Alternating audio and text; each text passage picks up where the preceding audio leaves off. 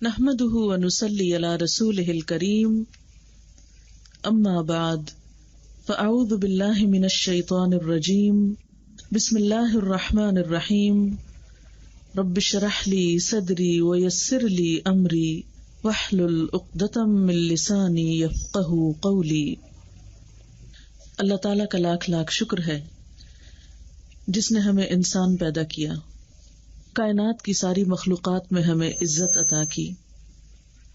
اس کا احسان ہے ہم پر کہ اس نے ہمیں مسلمان گھرانوں میں پیدا کیا، اس لیے کہ اسلام انسان کو ملنے والی نعمتوں میں سب سے بڑی نعمت ہے، جس پر ہم اس کا جتنا بھی شکر ادا کریں کم ہے۔ لیکن اسلام کیا ہے؟ اسلام زندگی گزارنے کا طریقہ ہے۔ اسلام صرف ایک نظریہ نہیں، صرف ایک خیال کا نام نہیں، کتابوں میں لکھی ہوئی چند باتوں کا نام نہیں۔ اسلام ایسے طریقوں کا نام ہے، ان ہدایات کا نام ہے جن پر عمل کر کے ہم اپنی اس زندگی کو بھی سنوار سکتے ہیں اور اپنی آخرت کو بھی، جو ہمارا ہمیشہ ہمیشہ کا گھر ہے۔ اسلام کے لفظی معنی ہیں سلامتی۔ گویا یہ ایک ایسے طریقے کا نام ہے کہ جو انسان کو سلامتی کی راہ پر چلنا سکھاتا ہے۔ اسلام کا معنی پیس بھی کیا جاتا ہے۔ گویا اسلام وہ طریقہ ہے جس پر اگر عمل کیا جائے تو ہماری زندگیوں میں پیس، سکون اور امن ہو سکتا ہے۔ کائنات کی تمام چیزیں جن کی طرف بھی ہم نظر دوڑاتے ہیں، ان کے اندر ایک خاص قسم کا سکون نظر آتا ہے۔ اسلام کا ایک معنی فرما برداری اور تابع داری بھی ہے۔ ہم اپنے آس پاس دیکھتے ہیں، دائیں بائیں دیکھتے ہیں، اوپر نیچے دیکھتے ہیں تو زمین و آسمان کی بہت سی چیزوں کو دیکھ کر ہمیں سکون کا احساس ہوتا ہے۔ نیلے آسمان کو اگر آپ نظر جما کر دیکھیں تو آپ دیکھتے ہی رہ جائیں گے۔ اسے دیکھ کر آپ کے اندر ایک وسعت اور سکون کا احساس ہوتا ہے۔ سمندر کو دیکھیں تو خواہ اس کے اندر لہریں پائی جاتی ہیں، لیکن موجیں مارتے ہوئے سمندر کو دیکھ کر بھی، پانی کی وسعت کو دیکھ کر بھی ایک گہرے سکون کا احساس ہوتا ہے۔ اسی طرح زمین پر پایا جانے والا سبزہ، درخت، پہاڑ، پرندے، پھل، پھول، یہ سارے نظارے، یہ ساری چیزیں ایک سکون کا احساس دلاتی ہیں۔ کیوں؟ اس لیے کہ یہ سب کی سب اپنے رب کی تابعدار ہیں، رب کی فرما بردار ہیں، رب کی اطاعت گزار ہیں۔ تو ایک انسان بھی جب اپنے رب کا تابعدار ہوتا ہے، رب کی فرما برداری کرتا ہے اور پورے یقین کے ساتھ، شوق کے ساتھ، تو اس کی زندگی میں بھی سکون پیدا ہوتا ہے۔ بظاہر اس کی زندگی میں مشکلات ہی کیوں نہ ہوں، لیکن اس کے دل میں ہمیشہ اطمینان ہوتا ہے۔ قرآن پاک میں اللہ سبحانہ و تعالی نے دین پر عمل کرنے والوں کے لیے اسی سکون کی خوشخبری دی ہے۔ الا ان اولیاء اللہ لا خوف علیہم ولا هم يحزنون، خبردار رہو اللہ کے دوست، ان کو نہ خوف ہوتا ہے نہ وہ غمگین ہوتے ہیں۔ دنیا میں بھی انسان اللہ تعالی کی اطاعت سے اس مقام پہ پہنچ جاتا ہے کہ جس میں وہ اپنے مستقبل کے بارے میں بھی پریشان نہیں ہوتا، کیونکہ وہ مکمل طور پر اپنے مستقبل کو اللہ کے حوالے کرتا ہے، اللہ پر یقین رکھتا ہے، اس پر توکل رکھتا ہے۔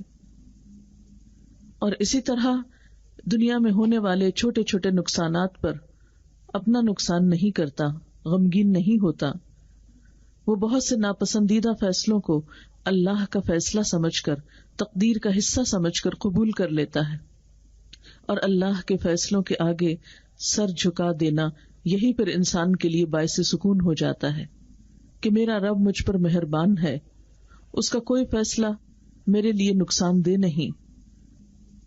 اسی طرح انسان دنیا کے خوف اور غم کے ساتھ ساتھ آخرت کے خوف اور غم سے بھی محفوظ ہو جاتا ہے، قیامت کے دن ایسا شخص جب اپنے رب سے ملاقات کرے گا تو چونکہ اس نے دنیا میں اپنے رب کو راضی کرنے کے کام کیے تھے، تو وہاں پر نہ تو موت کے وقت اس کو گھبراہٹ ہوگی کیونکہ اچھے فرشتے اس کے استقبال کو آئیں گے، نہ ہی قبر میں اس کے لیے کوئی وحشت ہوگی، اور نہ ہی حشر کے میدان میں، کیونکہ اس کی زندگی کا ہر لمحہ، اس کی زندگی کا ہر کام اپنے رب کی مرضی کے مطابق تھا۔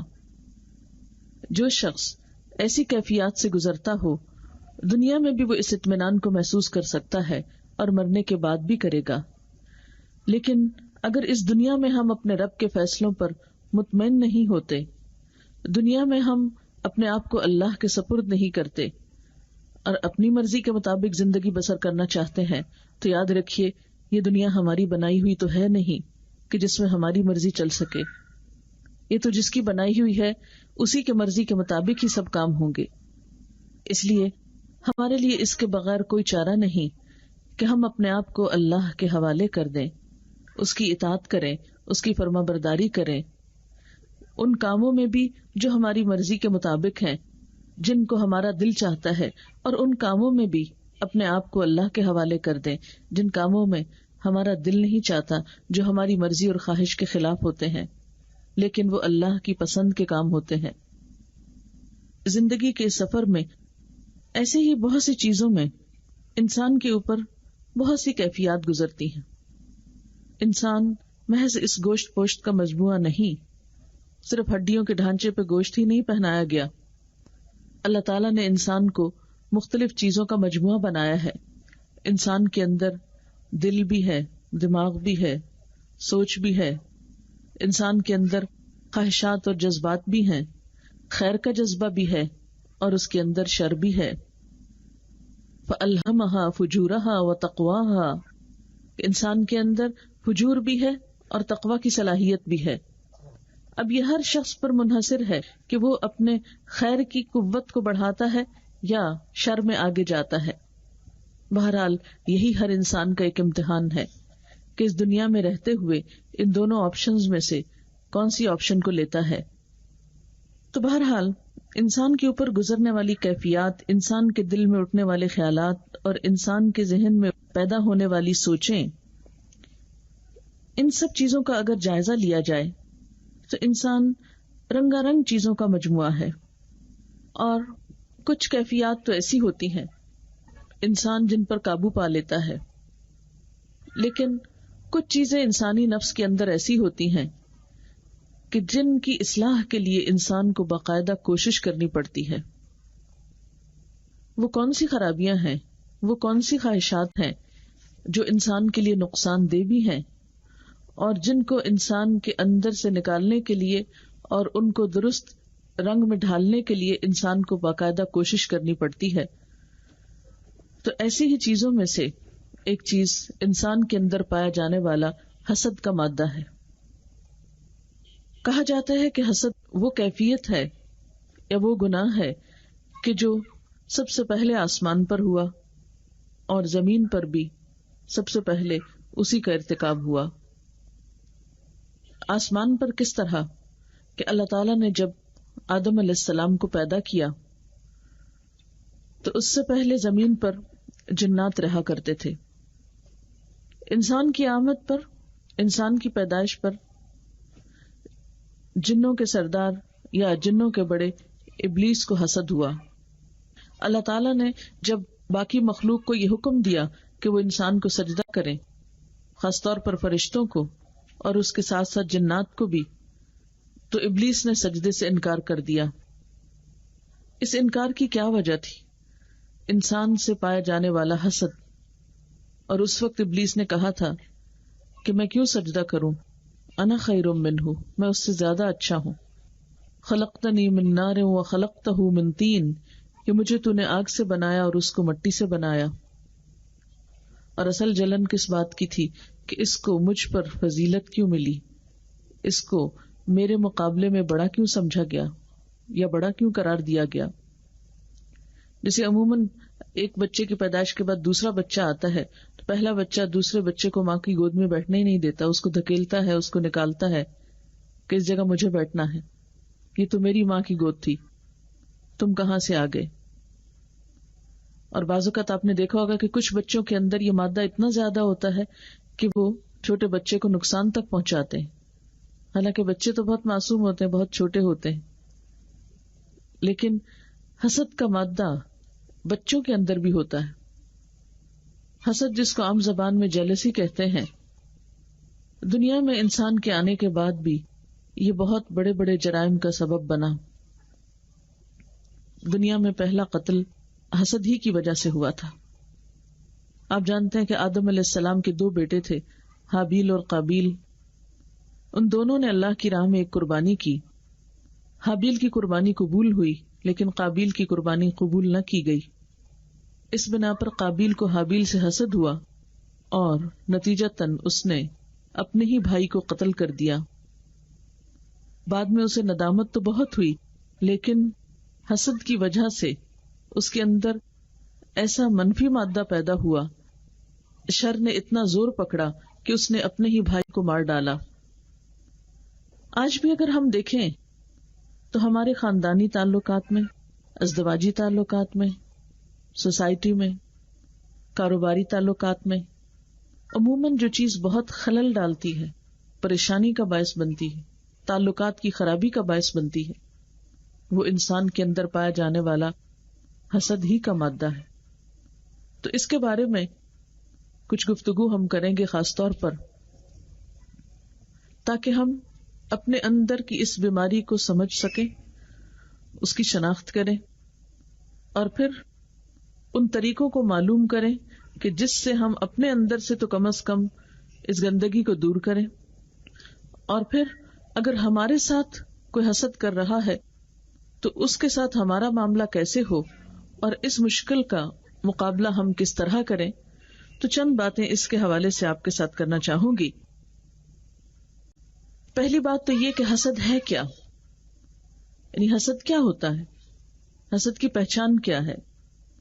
حسد ہوتا ہے کسی بھی صاحب نعمت، اللہ نے انسانوں کو بہت سی نعمتیں دی، تو کسی بھی نعمت والے کی نعمت کے زائل ہونے یا چلے جانے کی تمنا کرنا، کسی کی نعمت یا کسی کو ملنے والی خیر یا بھلائی یا اللہ کا فضل دوسرے کے پاس دیکھ نہ سکنا، وہ دل کو نہ بھانا.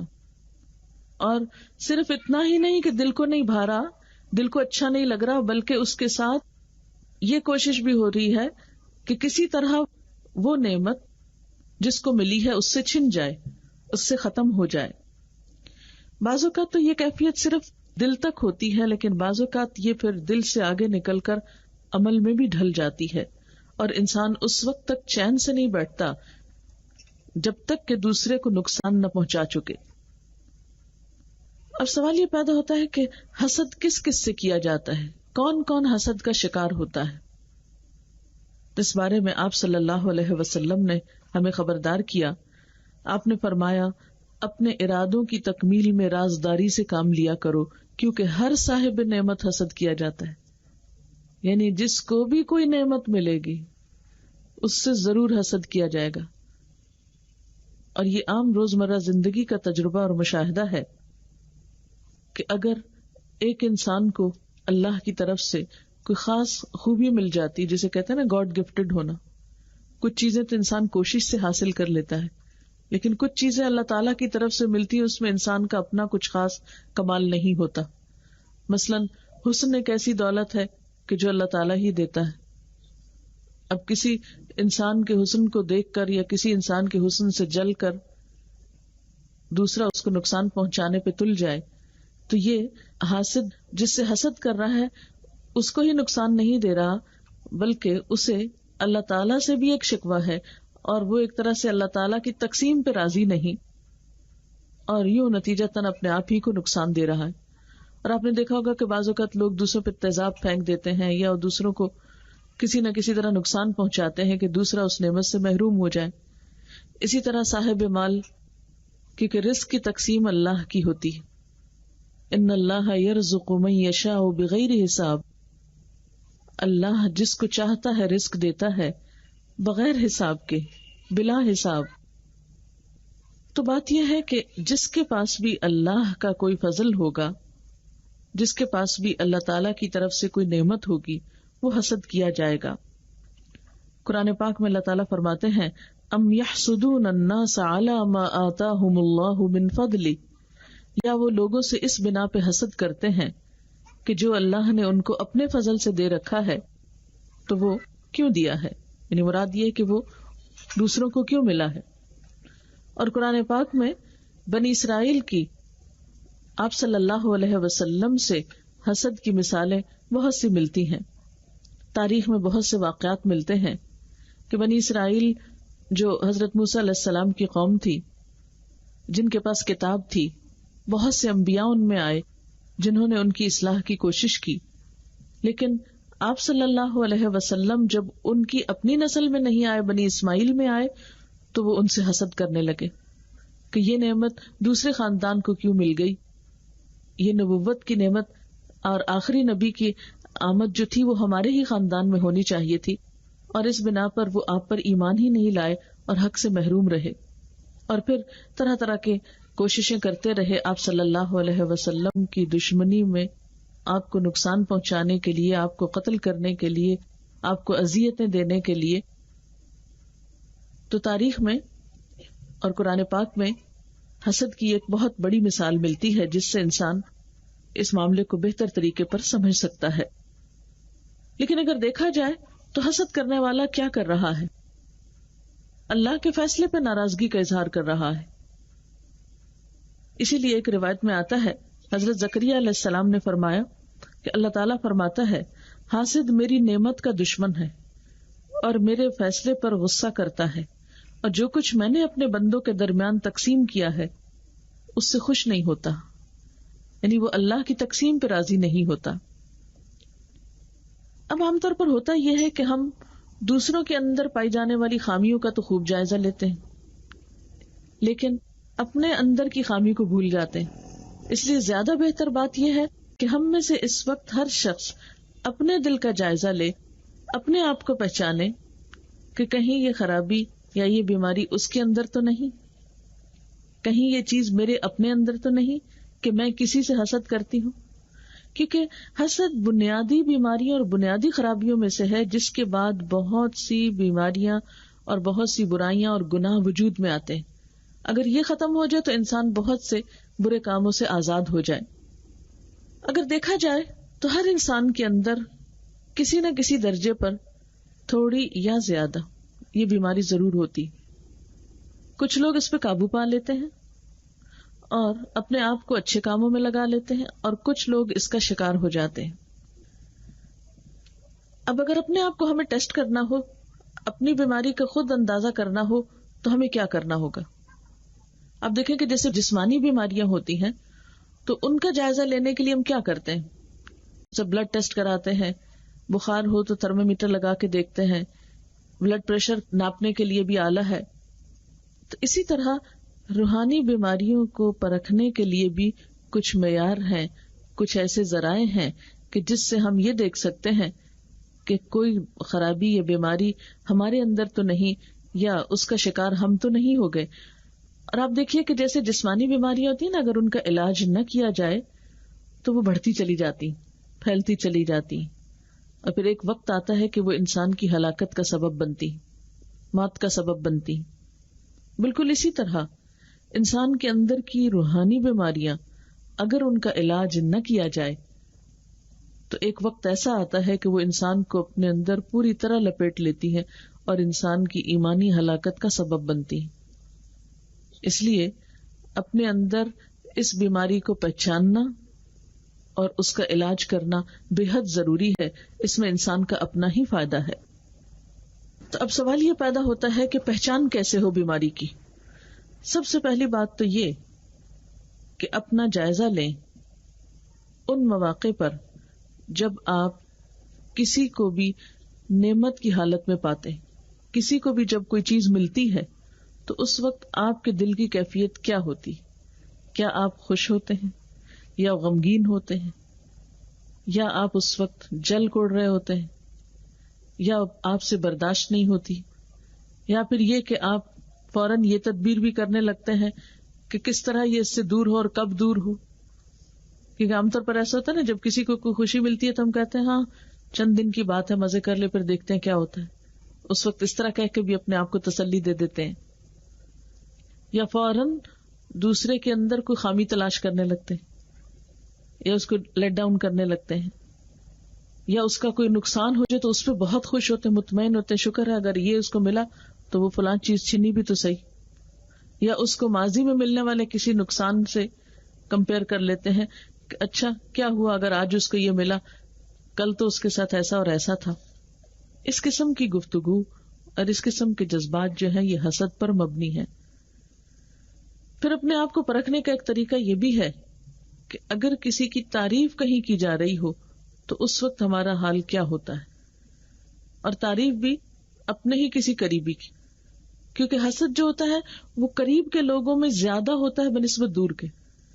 مثلا کسی دوسرے ملک میں اگر کسی کے پاس کچھ ہے تو آپ سے اس کا کوئی تعلق نہیں، کوئی واسطہ نہیں، کوئی آپ کا اس سے کمپٹیشن نہیں، کوئی جان پہچان نہیں، تو آپ اس چیز کو دیکھ کر حسد نہیں کرتے عام طور پہ. مثلاً اگر آپ کوئی مووی وغیرہ دیکھ رہے ہیں تو اس میں کسی اور ملک کی، مثلا چائنا کی کوئی بلڈنگز دیکھ رہے ہیں یا امریکہ کے کچھ گھر دیکھ رہے ہیں تو آپ کو عموماً دیکھ کے حسد نہیں ہوگا کہ ہاں یہ فلاں ملک کے لوگوں کی چیز ہے. لیکن اپنے ملک میں، اور اپنے ملک میں بھی اپنے شہر میں، اور اپنے شہر میں بھی اپنے رشتے داروں کے اور اپنے قریب ترین لوگوں کے، ان کو جب کوئی نعمت ملتی ہے تو اس وقت دراصل ہم کو تکلیف شروع ہوتی ہے. پھر اپنے برابر کے جو لوگ ہوتے ہیں، عہدے میں یا عمر میں یا کولیگز ہوتے ہیں یا ایک جگہ پہ رہنے والے لوگ ہوتے ہیں، تو عموماً ان میں یہ خرابی پھر پائی جاتی. مثلاً کسی دوسرے محکمے میں کوئی شخص کام کرتا ہے، کسی دوسرے بازار میں کسی کی دکان ہے، کسی دوسرے فیلڈ میں کسی کا بزنس ہے بہت چمکتا ہے، تو عموماً اتنا حسد نہیں ہم کو ہوتا. لیکن اگر ہمارے اپنے فیلڈ میں، ہمارے اپنے محکمے میں، ہمارے اپنے بازار میں، ہماری ساتھ والی دکان میں، ہمارے جیسے بزنس میں اگر ہم سے کوئی آگے نکلتا ہے تو اس وقت ہم کو پھر زیادہ تکلیف ہوتی، حسد اس وقت شروع ہوتا ہے. تو ایسی صورت میں انسان پھر اپنے آپ کو پرکھے، اپنا جائزہ لے، کیونکہ حسد کا فوری نقصان بھی شروع ہو جاتا ہے کہ انسان کے اپنے اندر ایک تکلیف اٹھنے لگتی، انسان کی نیندیں حرام ہو جاتی، انسان جو کچھ کر سکتا ہے اس سے بھی محروم ہو جاتا ہے. اس لیے ضروری ہے کہ انسان کوئی نہ کوئی اس کا حل تلاش کرے اور اپنا علاج شروع کرے. پھر اسی طرح یہ ہے کہ اندرونی ٹیسٹ کے علاوہ کچھ بیرونی یا جسمانی علامتیں بھی ہوتی ہیں جس سے انسان پہچانا جاتا ہے. مثلا آپ دیکھیں حسد کرنے والے کی جو ہنسی ہے یا مسکراہٹ ہے وہ پھیکی ہوگی، بعض اوقات اس کی مسکراہٹ میں بھی طنز ہوگا، اس کے چہرے سے علامتیں نمایاں ہوں گی، یعنی چہرے سے فوراً پتہ چلنے لگے گا کہ یہ شخص کسی کی تعریف پہ یا کسی کی نعمت سے خوش نہیں ہوا. اسی طرح نگاہوں میں بھی وہ ایک جذبہ خاص نظر آنے لگتا ہے. پھر اسی طرح بعض اوقات کیا ہوتا ہے کہ انسان کسی کو جب کچھ ملتا ہے تو فوراً اپنی کوئی بات یاد کر لیتا ہے اور اپنے منہ میاں مٹھو بننے لگتا ہے، اپنی کوئی تعریفیں شروع کر دیتا ہے. اگر کسی کو کوئی کامیابی ہوئی تو فوراً شروع کہ ہاں مجھے بھی یہ ملی تھی کامیابی اور میرے پاس بھی یہ اور یہ ہے. کسی کے پاس کوئی مال و دولت آیا، پیسہ آیا، زیور آیا تو کہا میرے پاس تو اس سے بھی زیادہ ہے. حالانکہ کوئی تک نہیں بنتی کہ اس وقت آپ اپنے بارے میں کچھ بات کریں، لیکن حاسد جو ہے کسی کی تعریف ہوگی تو اس سے بڑھ کے وہ اپنی کرنا شروع کر دے گا، خود ہی شیخیاں بگاڑنے لگے گا، یا اس قسم کی گفتگو کے جو اس موقع محل کی مناسبت سے کچھ حقیقت نہیں رکھتی. پھر اسی طرح یہ ہے کہ غیبت شروع کر دے گا، جس کو کوئی نعمت ملی اس کو فوراً گرانے کی کوشش کرے گا، اس کا کوئی عیب کھولے گا، اس پہ کوئی الزام تراشی شروع کرے گا، یا اس کی کسی نہ کسی طرح کچھ برائی بیان کرنا شروع کر دے گا. اصل میں حسد جو ہے یہ ایک نفسیاتی بیماری ہے. جیسے جسمانی بیماریاں ہوتی ہیں تو یہ ایک نفسیاتی بیماری ہے، اور عموماً حسد کا شکار جلدی وہ لوگ ہوتے ہیں جو احساس کمتری میں مبتلا ہوتے ہیں، جن کی زندگی میں کوئی کمی ہوتی ہے تو اس کمی کو وہ بری طرح محسوس بھی کرتے ہیں. آپ نے دیکھا ہوگا کہ بعض لوگوں کی زندگی میں اگر کچھ کمی ہو تو ان کو پرواہ نہیں ہوتی، وہ اس حال میں بھی خوش ہوتے ہیں، شکر گزار ہوتے ہیں کہ جو اللہ نے ہمیں دیا وہ بہت ہے. لیکن کچھ لوگوں کے پاس بہت کچھ بھی ہوتا ہے تو انہیں اپنے پہ اعتماد نہیں ہوتا، وہ انفیریورٹی کمپلیکس کا شکار ہوتے ہیں اور ہر وقت اپنے سے اوپر والے لوگوں کو دیکھ دیکھ کے متاثر ہوتے رہتے ہیں، اپنے پاس ملنے والی نعمت کی طرف ان کی توجہ نہیں ہوتی. پھر اسی طرح اس کا سبب دل کی تنگی ہوتا ہے. اسی لیے اللہ تعالیٰ قرآن پاک میں فرماتے ہیں وَمَن یُوقَ شُحَّ نَفْسِهِ کہ جو شخص اپنے دل کی تنگی سے بچا لیا گیا وہی کامیاب ہونے والے. پھر اسی طرح ذاتی فخر کا خیال کہ میں بڑی چیز ہوں، مجھ سے آگے کوئی نکل کے تو دکھائے، یعنی تکبر کا شکار ہوتا ہے نا ایسا شخص. ایک طرف احساس کمتری ہے، دوسری طرف تکبر ہے. پھر اسی طرح یہ ہے کہ انسان کے اندر جو جاہ پرستی کا مادہ ہے اس سے بھی انسان حسد کا شکار ہوتا ہے. اور حقیقت میں دیکھا جائے تو ایسا شخص بدطینت ہوتا ہے یا اس کے نفس کے اندر خرابی ہوتی ہے. اب یہ ہوتا ہے کہ حسد کے کچھ لیولز ہوتے ہیں. ایک تو یہ ہوتا ہے کہ انسان کو دوسرے کی نعمت چھن جانے کی خواہش ہوتی، خود ملے یا نہ ملے، میرے پاس ہے یا نہیں، بس دوسرے کے پاس نہ ہو. اس کو یہ نہیں ہوتا ضروری طور پر کہ مجھے بھی مل جائے، اس کو یہ ہوتا ہے کہ کسی کو بھی نہ ملے، دوسرے کے پاس نہ ہو.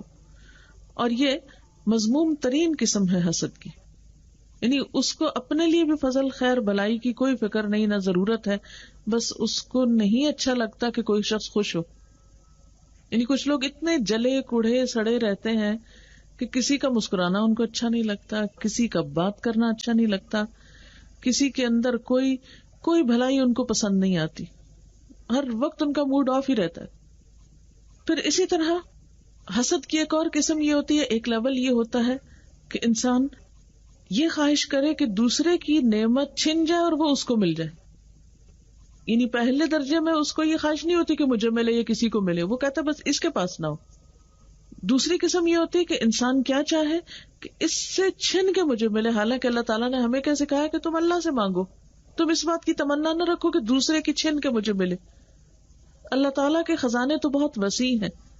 اس دنیا میں نعمت صرف وہ نہیں ہے جو کسی کے ہاتھ میں ہے، اللہ کے خزانوں میں اس سے کہیں زیادہ ہے. جیسے قرآن پاک میں آتا ہے کہ وَإِن مِّن شَيْءٍ إِلَّا عِندَنَا خَزَائِنُهُ وَمَا نُنَزِّلُهُ إِلَّا بِقَدَرٍ مَّعْلُومٍ. کوئی چیز ایسی نہیں جس کے خزانے نہ ہو ہمارے پاس، لیکن ہم اس کو ایک مخصوص اندازے یا معلوم اندازے کے ساتھ اتارتے ہیں، سب کچھ اکٹھا نہیں اتار دیتے. پھر اسی طرح حسد کی ایک قسم یہ بھی ہوتی ہے کہ انسان کسی کی نعمت کو دیکھ کے خواہش کرے کہ مجھے مل جائے، لیکن اس کو یہ تمنا نہیں ہوتی کہ دوسرے کی چھنے. یعنی وہ جب کسی کو دیکھتا تو فوراً اس کو حسرت ہوتی ہے، ہائے میرے پاس کیوں نہیں، لیکن وہ یہ نہیں سوچتا کہ دوسرے کے پاس نہ ہو یا دوسرے کے پاس کیوں ہے. اس کو رشک کہتے ہیں. اس کی اجازت ہے کہ انسان کسی کے اچھے حال کو دیکھ کے یہ تمنا کرے کہ مجھے بھی یہ چیز مل جائے، میرے پاس بھی یہ نعمت ہو، کاش میں بھی ایسا ہو جاؤں، یا یہ چیز مجھے بھی عنایت ہو جائے. لیکن اس معاملے میں بھی کہا گیا کہ رشک بھی دو چیزوں میں جائز ہے. ہر چیز کے لیے رشک بھی نہیں کرنا چاہیے. اور وہ دو چیزیں کیا ہیں کہ وہ شخص جس کو اللہ نے علم دیا ہو اور پھر وہ اس کو دن رات سکھاتا ہو، دائیں بائیں آگے پیچھے ہر ایک کو بانٹ رہا ہو اور خود بھی اس پہ عمل کرتا ہو. اور دوسرا وہ شخص جس کو اللہ نے مال دیا ہو اور پھر وہ اللہ کی رضا میں ہر آن خرچ کرتا ہو، دائیں بائیں آگے پیچھے، یعنی اس کے مال سے ہر ایک کو فیض پہنچتا ہو، کوئی خالی نہ جاتا ہو، چھپا کے بھی دیتا ہے، دکھا کے بھی دیتا ہے، اپنوں کو بھی دیتا ہے، پرایوں کو بھی دیتا ہے، ان کو بھی دیتا ہے جو اس کے چاہنے والے ہیں، ان کو بھی دیتا ہے جو اس سے نفرت کرنے والے ہیں. ایسا شخص رشک کے قابل ہے. ان دو لوگوں کو دیکھ کر انسان کے دل میں خیال آنا چاہیے کہ کاش ہمارے اندر بھی یہ چیز ہو، ہم بھی خیر اور بھلائی کے ایسے ہی کام کرنے والے ہوں. اب یہ کہ چونکہ حسد نقصان دہ ہے اس لیے اس سے بچنا ضروری ہے، اور اس سے بچنے کے لیے پھر کوشش کرنا ضروری ہے. اب دیکھیں کہ انسانوں کے اندر جو جینے کا حسن ہے وہ باہمی اعتماد پر منحصر ہے. انسانی تعلقات کی خوبی، خوشگواری، خوشی کس پر ہے کہ انسان ایک دوسرے پر اعتماد کرتا ہو. حسد اعتماد کا بھی دشمن ہے، کیونکہ آپ کو مثلاً کوئی خوشی ملی تو آپ کیا کرتے ہیں، فوراً شیئر کرنا چاہتے ہیں نا کسی سے. آپ کو کوئی چھوٹی سے چھوٹی نعمت ملتی تو آپ فوراً دکھاتے ہیں دوسرے کو، یہ دیکھو میرے پاس ہے. کیوں دکھاتے ہیں؟ تاکہ وہ آپ کی خوشی میں شریک ہو جائے. اب آپ خود سوچیں کہ جس کو آپ دکھا رہے ہیں الٹا اس کو حسد ہے آپ سے، آپ کہاں شیئر کریں گے؟ آپ بلکہ نعمت ملنے پہ پریشان ہو جائیں گے کہ اب یہ نعمت مل گئی یا معلوم نہیں حاسد کیا کرے. اور اس طرح ایسی سوسائٹی میں، ایسے گھر میں، ایسے خاندان میں انسان کسی نعمت سے فائدہ یا لطف اٹھا ہی نہیں پاتا. اسی لیے آپ دیکھیں کہ اس دنیا میں بعض لوگ تو اس پہ پریشان رہتے ہیں کہ ہمارے پاس کوئی خاص چیز کیوں نہیں، مثلاً ہمارا گھر بڑا کیوں نہیں، ہمارے پاس کھانے کو کیوں نہیں، ہمارے پاس پہننے کو کیوں نہیں، ہمارے پاس زیور کیوں نہیں. چھوٹی چھوٹی چیزیں جو عام طور پر خواتین کی مثلاً خواہش ہوتی، کچھ تو اس پہ پریشان ہے، اور کچھ اس پہ پریشان ہے کہ جو مل گیا ہے اس کو پہننے کا، اس کو پہن کے خوش ہونے کا موقع نہیں یہاں، کیونکہ جب استعمال کریں گے تو کبھی کوئی حسد کرے گا، کبھی کسی کا تانا سنیں گے، کوئی کچھ کہے گا، کوئی کچھ کہے گا، تو پھر خوشی دنیا میں تو ہے نہیں نا. اسی لیے اللہ تعالیٰ نے اہل جنت کے دل ایسے بنائے ہیں جن میں نہ بغض ہے، نہ حسد ہے، نہ ایک دوسرے کے لیے کوئی برے جذبات ہیں. وہاں ہر انسان کو نعمتیں ملیں گی مگر کسی کو کسی سے حسد نہیں ہوگا. تبھی صحیح معنوں میں ہر شخص انجوائے کر سکے گا، کیونکہ خوشی اکیلے نہیں آپ منا سکتے. خوشی کو بھی آپ اس وقت انجوائے کرتے ہیں جب دوسرے آپ کے ساتھ شریک ہوتے ہیں، دوسرے آپ کے ساتھ اس موقع پر خوش ہوتے ہیں. لیکن اگر آپ کو ملنے والی نعمت پر کوئی خوش نہ ہو رہا ہو، الٹا آپ کو دیکھ کر کوئی دوسرا کڑ رہا ہو، تو آپ اپنی ملنے والی نعمت پر بھی خوش نہیں ہو سکتے. پھر اسی طرح آپ دیکھیں کہ جو حسد کرنے والے لوگ ہوتے ہیں وہ دوسروں کے لیے باعث عذاب ہو جاتے ہیں، اور جب وہ خود خوش نہیں ہوتے تو دوسروں کو بھی خوش نہیں کر سکتے. جو ان کے پاس بیٹھے اس کو پریشان کرتے ہیں، خود دوسروں کے حال پہ پریشان ہوتے ہیں، اور اس طرح وہ زندگی کو جہنم بنا لیتے ہیں. نہ مسکرانا جانتے ہیں، نہ کسی کو مسکراتے دیکھ سکتے ہیں، نہ خود نعمتوں سے فائدہ اٹھاتے ہیں، نہ دوسروں کو اٹھانے دیتے ہیں، اور ایک پورے ماحول کو ٹینس کر دیتے ہیں، پورے ماحول کو آلودہ کر دیتے ہیں. اور اس طرح مل جل کر رہنے کی جو خوشی ہے، مل جل کر رہنے کے اندر جو ایک خاص حسن ہے، وہ ختم ہو کر رہ جاتا ہے. حاسد ایک بیمار انسان ہوتا ہے، قابل رحم ہوتا ہے، قابل علاج ہوتا ہے، اور پھر سب سے زیادہ وہ نقصان اپنے آپ کو دے رہا ہوتا ہے. یعنی کسی دوسرے کو تو آپ کا حسد پہنچے گا تو پہنچے گا، سب سے پہلے تو کرنے والا خود جلنا شروع ہو جاتا ہے. جتنی بھی یہ بیماریاں ہیں، ڈپریشن ہو گئی، ہائپر ٹینسو ہونا ہے، یا اور اسی طرح ڈپریشن، نیند کا نہ آنا، اور ہر وقت تفکرات اور وسوسوں میں گھرا رہنا، ان کی اگر روٹ کاز دیکھی جائے تو اس میں بھی اسی قسم کے جذبات ہوتے ہیں، یہ حسد کے جذبات ہوتے ہیں کہ انسان کسی کو ملنے والی نعمت پہ خوش ہے ہی نہیں. جب آپ خوش نہیں ہیں تو کیا ہے، غمگین ہے. ظاہر ہے کہ اللہ کی اس دنیا میں تو ہر روز ایک نیا سورج نکلتا ہے، ایک نیا دن ہوتا ہے. دنیا میں تو رنگا رنگی ہے، کبھی کسی کے ساتھ کو اچھا ہو رہا ہے، کبھی کسی کو کچھ مل رہا ہے. تو اگر آپ کسی کو ملنے والی نعمت پر خوشی نہیں ہو رہے اور ہر ایک کی نعمت کے اوپر آپ کو کوئی تکلیف ہی ہوئے چلی جا رہی ہے، تو ایسی صورت میں آپ غم پر غم اٹھا رہے ہیں، دکھ پہ دکھ اٹھا رہے ہیں، جل جل کے راکھ ہو رہے ہیں. اور نتیجہ کیا ہوگا کہ وہ جو بہت سا غم اکٹھا ہو جاتا ہے، بہت سی کڑھن اور جلن اور تکلیف اکٹھی ہو جاتی، تو مل کر پھر بہت سی گہری بیماریوں کا سبب بن جاتی ہے جن کا علاج بھی اتنا آسان نہیں رہتا. پھر اسی طرح اس سے بد اخلاقی جنم لیتی، تکبر، الزام تراشی اسی کے نتیجے میں پیدا ہوتی، غیبت، بعض اوقات بہتان، یعنی حسد کے نتیجے میں بعض لوگ دوسروں پہ الزام تراشی شروع کر دیتے ہیں. اور پھر خرابیوں کی ایسی ابتدا ہوتی ہے جیسا ہم نے دیکھا حابیل قابیل کے واقعے میں کہ دنیا میں سب سے پہلا جرم اور کبیرہ گناہ قتل کا جو ہے وہ اسی برائی کی وجہ سے پیدا ہوا، اس کی روٹ کاز میں یہی خرابی تھی. پھر اسی طرح حاسد جو ہے وہ دوسرے کو احترام نہیں دے سکتا، اور جو شخص دوسرے کو احترام دینا نہ جانتا ہو خود بھی لائق احترام نہیں ہوتا، اس کا بھی کوئی احترام نہیں کرتا. اب آپ کسی کی خوشی پہ خوش نہیں، آپ کسی کو احترام نہیں دے سکے، آپ نے کسی کی سامنے بھی عزت نہیں کی، پیچھے بھی عزت نہیں کی، اب آپ کیا توقع رکھتے ہیں کہ لوگ آپ کے ساتھ کیا کریں؟ اب لوگ بھی آپ کے ساتھ اچھا نہیں کریں گے. جب آپ اچھے نہیں کسی کے ساتھ تو کوئی آپ کے ساتھ کیوں اچھا ہو؟ اب آپ پہلے ہی جل کڑ رہے ہیں، جب دیکھتے ہیں کہ لوگ بھی آپ سے کھچے ہوئے ہیں، لوگ بھی آپ سے اچھا نہیں کر رہے، آپ اور جلنے لگتے ہیں.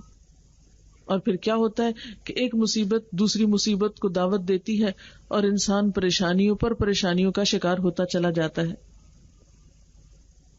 اور پھر سب سے بڑا نقصان تو ایمان کا ہے، کیونکہ آپ صلی اللہ علیہ وسلم نے فرمایا لا یجتمع فی جوف عبد الایمان والحسد، کسی بندے کے دل میں ایمان اور حسد اکٹھے جمع نہیں ہو سکتے.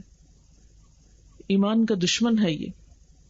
اسی کی بنا پر تو ابلیس راندہ درگاہ ہوا تھا، اسی کی بنا پر تو بنی اسرائیل حق کو قبول کرنے سے محروم رہ گئے تھے. اسی وجہ سے تو خونی رشتوں کی بے حرمتی ہوئی تھی. یوسف علیہ السلام کے بھائیوں نے ان کے ساتھ کیا کیا تھا؟ انہیں کنویں میں کیوں پھینکا تھا؟ جھوٹ کیوں بولا تھا؟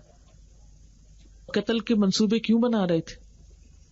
اور بات کیا تھی؟ صرف اتنی کہ ہمارے والد، ان کا خیال تھا ہمارے والد ہم سے بڑھ کر یوسف کو چاہتے ہیں علیہ السلام. لیکن کیا بگاڑ سکے، کیا نقصان دے سکے؟ یوسف علیہ السلام کو اللہ تعالیٰ نے نبوت بھی دی اور بادشاہت بھی دی. حاسد کسی کا نقصان کچھ نہیں کر سکتا سوائے اس کے کہ اپنا نقصان کرتا چلا جاتا ہے. آپ صلی اللہ علیہ وسلم نے فرمایا ایاکم والحسد فإن الحسد یأکل الحسنات کما تأکل النار الحطب.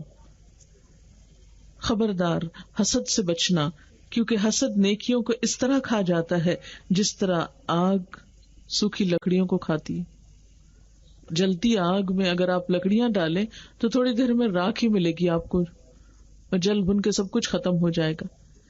اسی طرح جس شخص کے اندر حسد کی برائی ہو، جو دوسروں کے ساتھ حسد رکھتا ہو، وہ اگر اس کے ساتھ نماز پڑھ رہا ہے یا کوئی اور اچھا کام کر رہا ہے تو وہ اس کو بھی ضائع کر رہا ہے، برباد کر رہا ہے.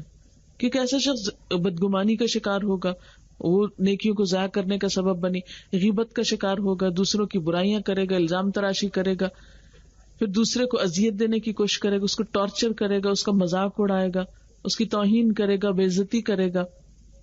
تو یہ ساری چیزیں کیا ہوئی؟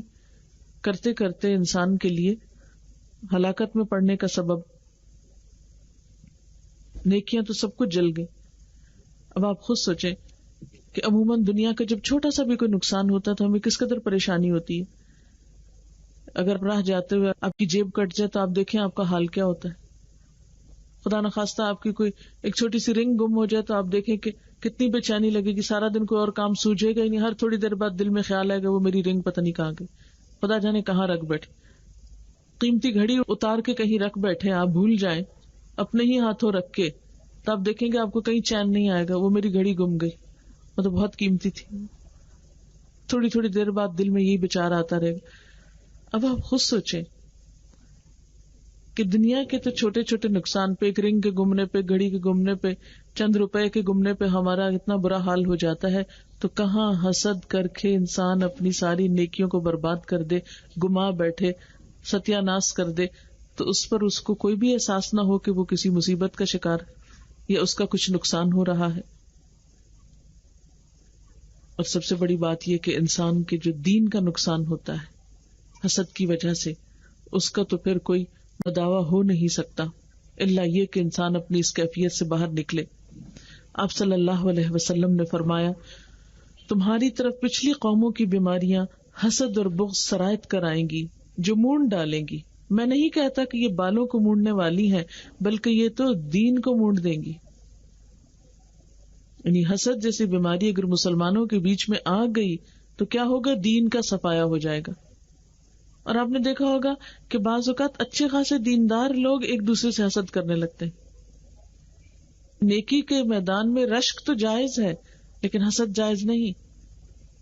تو اس سے کیا ہوتا ہے کہ جب دو دین والے ایک دوسرے سے حسد کر رہے ہوں، ایک دوسرے کو بدنام کر رہے ہوں، ایک دوسرے کو برا بھلا کہہ رہے ہوں، تو نتیجہ کیا نکلے گا؟ حاصل کیا ہوگا؟ لوگوں کے لیے ایک بری مثال بنیں گے.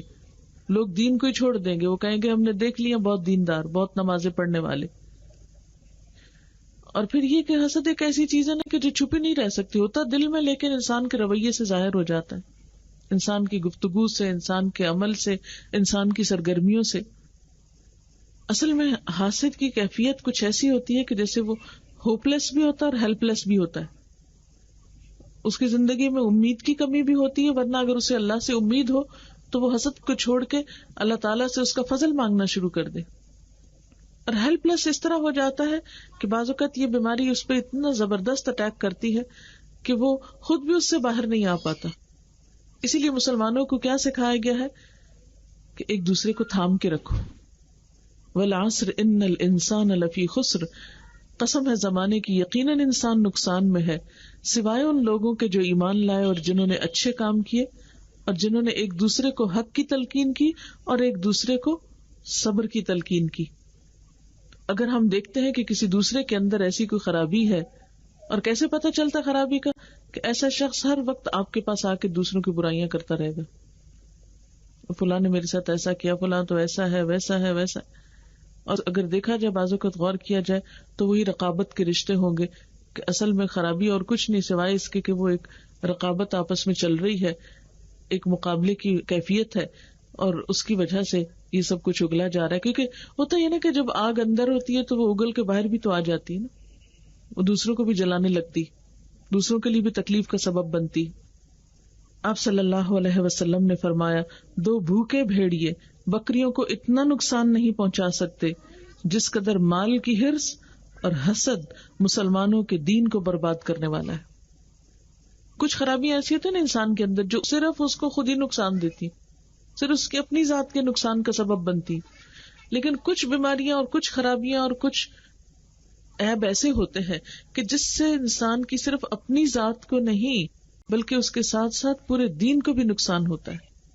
تو اسی لیے آپ نے کیا فرمایا کہ 2 بھوکے بھیڑیے اگر بکریوں کے ریوڑ میں گھس جائیں تو کیا کر ڈالیں گے، پھر کتنی ہی بکریوں کو نقصان دے دیں.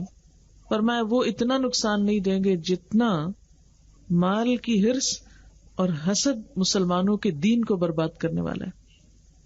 کیونکہ انسان کا دین کہاں سے پہچانا جاتا ہے؟ اس کے تقوی سے، اس کے اخلاص سے، اخلاق سے، اس کی ہمدردی سے، کائنڈنس سے. لیکن جس کے اندر حسد ہوتا ہے اس سے یہ ساری خوبیاں ختم ہو جاتی، اور اس طرح انسان اپنے آپ کو اور دوسروں کو نقصان دینے کا سبب ہو جاتا ہے. آپ صلی اللہ علیہ وسلم نے فرمایا، حسد کرنے والا، چغلی کرنے والا، کہانت کرنے والا مجھ سے نہیں اور نہ میں اس سے ہوں. یعنی آپ نے اس سے برات کا اظہار کر دیا، مجھ سے کوئی تعلق نہیں ایسے لوگوں کا. تو قیامت کے دن آپ شفاعت کیسے کریں گے ایسے لوگوں کی جن کو آپ اپنا مانتے ہی نہیں؟ اور کہانت کرنے والا کون ہوتا ہے؟ غیب کی خبریں بتانے والا. اور یہ جو ہم دوسروں سے فال نکلواتے ہیں، یہ غیب کی خبریں معلوم ہوتے ہیں، اچھا یہ بتاؤ ہماری چوری کس نے کی اور ہمارے فلاں چیز کا کیا بنے گا. اس قسم کی چیزیں جو ہیں یہ انسان کے دین کو برباد کر دینے والی. ایک حدیث میں آتا ہے کہ اگر کوئی شخص کسی ایسے شخص کے پاس جاتا ہے جس سے وہ غیب کی خبریں معلوم کرے، تو ایسا شخص دراصل اس چیز کی تکذیب کر رہا ہے جو نبی صلی اللہ علیہ وسلم پر اتری، یعنی ایک طرح سے اس کا دین سے تعلق ہی نہیں. ایک اور جگہ پر آتا ہے کہ ایسی خبریں معلوم کرنے والا جو ہے اس کی 40 دن کی نماز ہی قبول نہیں ہوتی. ایک اور روایت میں آتا ہے کہ اس کی توبہ قبول نہیں ہوتی، یعنی 40 دن تک توبہ نہیں قبول ہوتی اس کی. تو اب آپ خود سوچیں کسی کو کیا خبر کہ 40 دن کے اندر اس کی موت ہی نہ ہو جائے، تو ایسے ہی دنیا سے چلا جائے گا. لیکن افسوس یہ کہ ہمارے ہاں یہ بات کتنی عام ہو گئی ہے کہ چھوٹی چھوٹی باتوں پہ ہم اس طرح کے کام کرنے لگتے ہیں کہ غیب کی خبریں معلوم کرانے کی کوشش کرتے ہیں، یا لکیریں دکھا کے قسمت کا حال معلوم کرتے ہیں، یا سٹارز کے ذریعے، یا پھر وہ ہاروسکوپ وغیرہ کے ذریعے کہ آج کا دن کیسا گزرے گا، ہفتہ کیسا گزرے گا، سال کیسا گزرے گا. یہ تمام چیزیں توہمات میں سے ہیں. یاد رکھیے ہماری زندگی، صحت، بیماری اللہ کے ہاتھ میں ہے.